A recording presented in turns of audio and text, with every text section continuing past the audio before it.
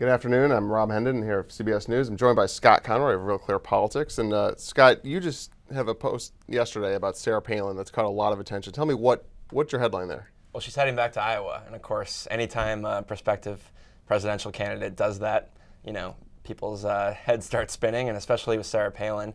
She's been quiet over the past month or so, but I'm told that she's basically been immersing herself in policy and studying up, and that a campaign is at least still possible, if not likely.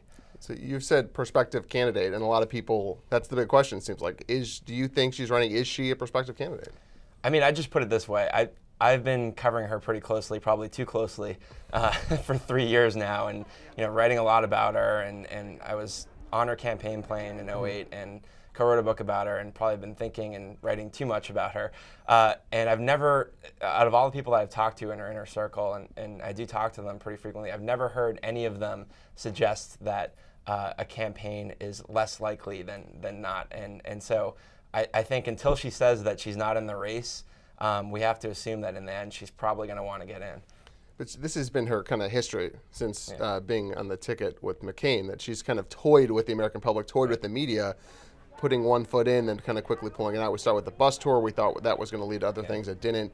Is this just her, she got the movie out, is this just her going to Iowa to get some attention as everyone else is kind of in Iowa and around Iowa leading up to that, and then nothing happens? That's certainly the conventional wisdom, and I think that's certainly what most people, especially in D.C., kind of think when they look at what she's up to. Everyone sort of assumes that this is all about attention and maybe money, but I sort of have a different view of it. I mean, I really think that she believes that she can win and that she can be president of the United States, as she said.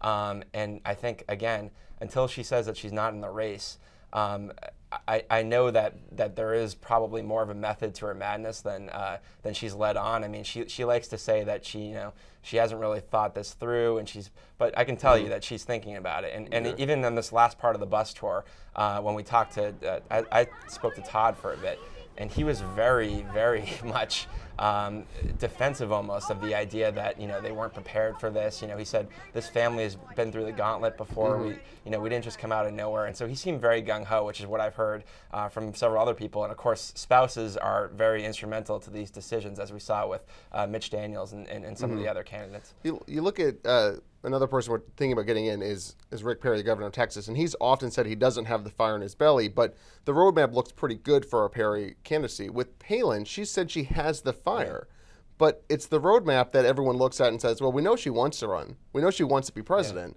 but can she do it? And my question is, with Michelle Bachmann getting a lot of attention and now getting a lot of knives in the back because she's surging, with a possible Perry, does Palin have room? Is there room for Palin in the Republican nomination? I mean, it's an interesting point you brought up, and I think a lot of people have always thought, there's a way that you go about winning, especially in Iowa. You have to be there early and often.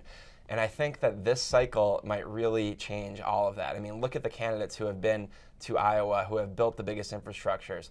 Tim Pawlenty, Rick Santorum, Newt Gingrich. I mean, Pawlenty, maybe he is doing better than he was before, but there hasn't been much traction for those guys. And so for someone like Perry and Palin, if they get in, after the straw poll and they start taking off, and Bachmann, look, she just got in a few weeks ago and really surged to the lead, that might challenge all of that. So I don't think we can say just yet that there's not room for her. I mean, look, she's a magnet. She has an uncanny ability to draw excitement and draw people to her cause. And if she did run, I think she would make pains to really run almost like a wonky campaign, detail-oriented, because she knows the knock on her is that she's not substantive, and so she knows that she has to combat that. So I just wouldn't write her off, and she's one of those politicians that always seems to benefit from being underestimated. And you've often said, and when we've discussed this previously, that with Iowa, it was all about organization, but she's the kind of person who could walk in a room and say, hey, I'm coming, and 15,000 people will just immediately show up. So she's got a big following. Right. And the question's going to be, okay, say she does okay in Iowa, say she gets in. The wonkiness, people don't think of her as that. Right. Can she come and get over those preconceived notions that people have built from her from the past campaign? It's not going to be easy. I mean, there's no doubt about that. She has this movie that's out, and it's about her governorship, and a lot of people that love her have seen it. I'm told that people that maybe are a little more mixed in their views of her, when they see it, they come away thinking that she's better than what they thought before. But of course, it's going to be harder to get that out to a mass audience. It's a 2-hour film. It's not easy to get people to sit through that. They're doing their best. I mean, clearly that is part of her thinking here. That movie. She's got a lot of work to do, though. This is not going to be easy. But one thing I would say about her drawing big crowds, I mean, that's obviously true. But there's something that I say this all the time that people, again, underestimate about Palin. She is a great retail politician in the mode of Bill Clinton. That's really the only person that I can compare it to. When she walks into a room, when she meets people, shakes hands with them, I mean, she has this, not only a star quality, but this ability to make people, feel like they're the only person in the room that all of the other candidates in the field, I'm telling you, they would love to have, but they don't have it. So you can't underestimate that. Well, that'll be interesting. Well, Scott Conroy of Real Clear Politics, thank you very much. We will definitely be watching. For more on politics and Palin, stay tuned to CBSNews.com. Have a good day.